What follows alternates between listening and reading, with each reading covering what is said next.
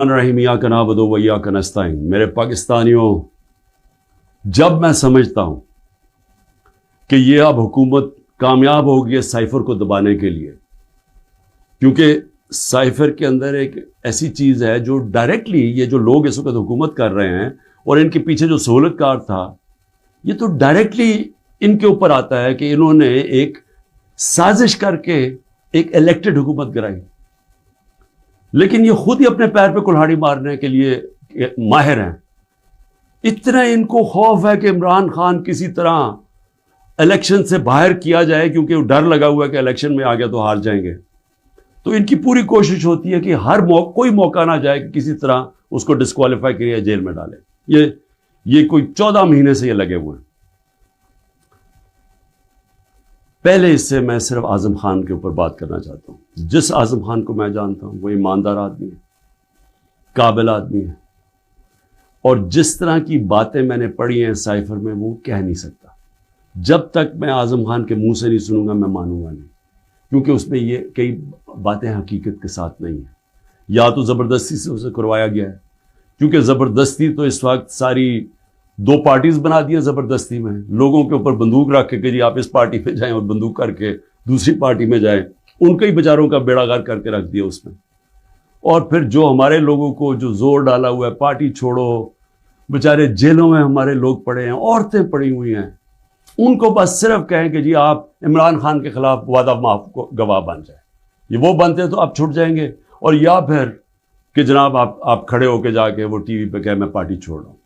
یہ اس طرح کی اس وقت جو ہم تماشا دیکھ رہے ہیں وہ اس طرح کا چل رہا ہے، تو میں نہیں مانتا کہ اعظم خان نے کئی باتیں اس میں سے کہی ہیں اور کئی سچ بھی ہیں، لیکن سائفر تھا کیا؟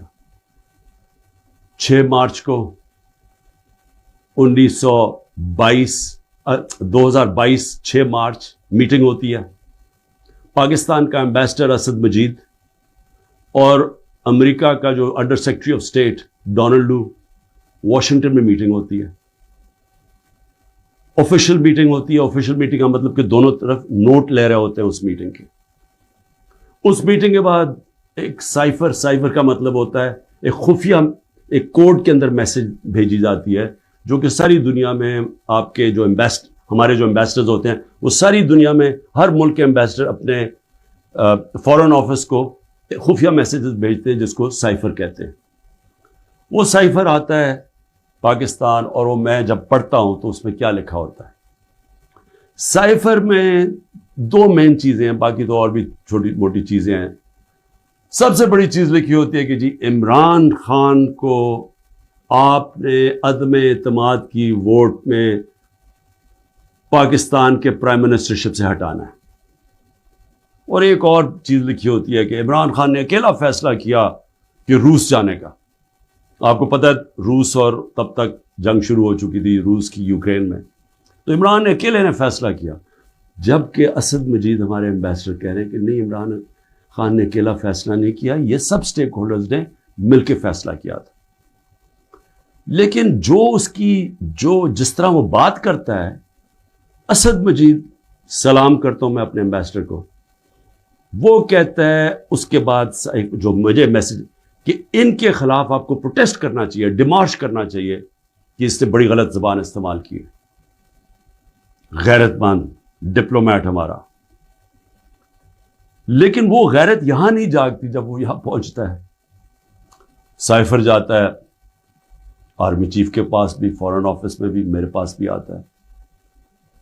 میں جب وہ دیکھتا ہوں میں حیران ہو جاتا ہوں کہ اس کی جرت کیسے پڑی ہے لکھنے کی، یہ کیسے کہہ سکتا ہے؟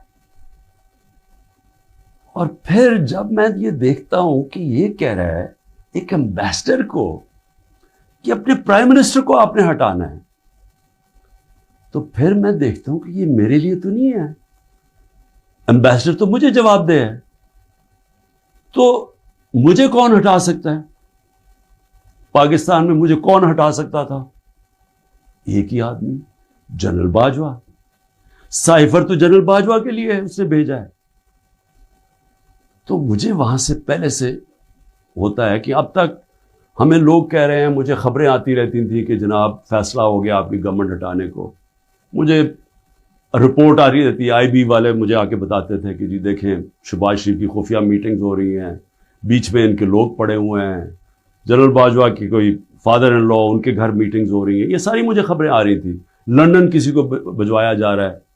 تو میں مانتا نہیں تھا. میں جنرل باجوہ کو جب ملتا تو وہ کہتے تھے ہو ہی نہیں سکتا، ہم تو کنٹینیوٹی چاہتے ہیں.